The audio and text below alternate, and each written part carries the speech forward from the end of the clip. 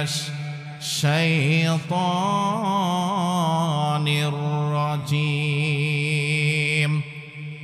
بسم الله الرحمن الرحيم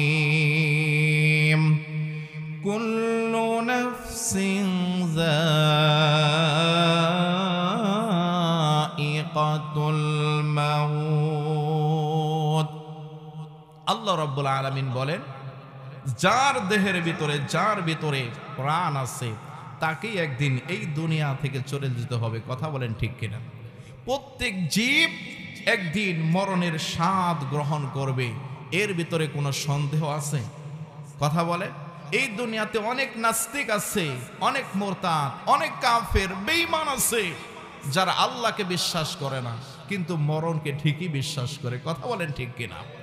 আল্লাহ রাব্বুল আলামিন বলেন, দুনিয়ার মানুষ শোনো, কুল্লু মান আলাইহা ফান,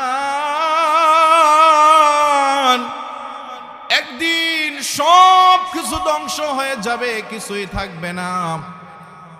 থাকবেন একজন, তিনি কে? কথা বলেন। আল্লাহ রাব্বুল আলামিন মালাকুল মাউতকে জিজ্ঞাসা করবেন, হে মালাকুল মাউত, দুনিয়াতে আর কে বেঁচে আছে? মালাকুল মাউত জবাব দিবেন, আল্লাহ আপনি আছেন, আমি আছি, আর আছে জিবরাইল। আল্লাহ তাআলা বলবেন, হে মালাকুল মাউত, জিবরাইলকেও শেষ করো। জিবরাইল আমিনের রূহটা কবজ করা হবে।